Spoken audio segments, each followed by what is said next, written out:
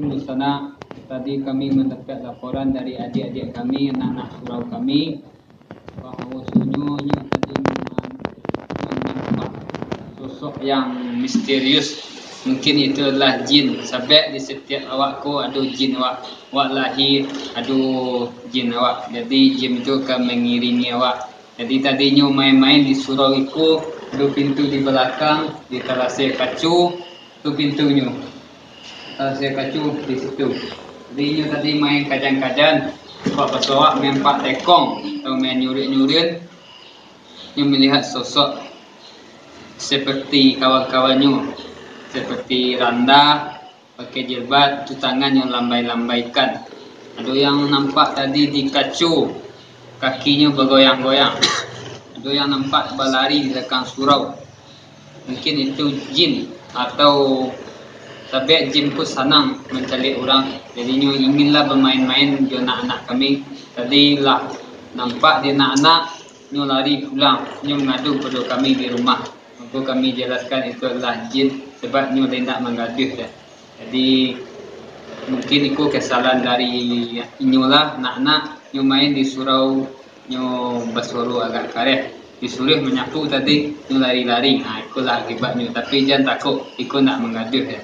Itu adalah suatu keajaiban.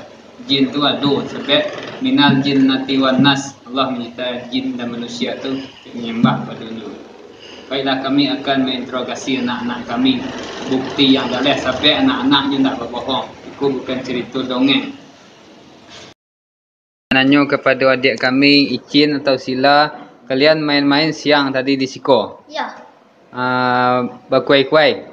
Ya. Tu yang nampak di kalian tadi? Tadi nampak tangan keluar dari jendela. Dari jendela belakang? Ya. Tu? Nampak baju warnanya kayak honey, dia tu orangnya orang lepis. Bentuk baju yang pakai Johani? Iya. Yang lambai-lambaikan tangannya? Tu Hani di kejadian tadi di mana? Luar. Di luar? Tak di belakang surau dah? Zara, apa yang awak nampak tadi? Ada aneh di situ di kelas. Di dalam terasir kacu awak? Ya. Yang nampak? Menggarik sadonnya. Hanya yang menggarik? Tangan di kaki. Wajah tak nampak dah? Tak. Ica yang nampak tadi? Saya tadi nampak lambai-lambai kakinya tadi. Kakinya garik-garik di mana? Di dalam terasir tu? Raisa? Tadi saya nampak lari pakai jilbab tongkat. Di mana? Di jendela belakang. Di belakang surau? Ya. Kalau Amanda ada yang awak nampak tadi? Jadi itulah pemirsa, adik-adik kami tadi main-main di musola. Ini melihat sesuatu tapi lain tak mengaduh dah. Mungkin itu kesalahan dari mereka lah. Nyo main di musola, nyo suara kareh-kareh yang nama anak-anak.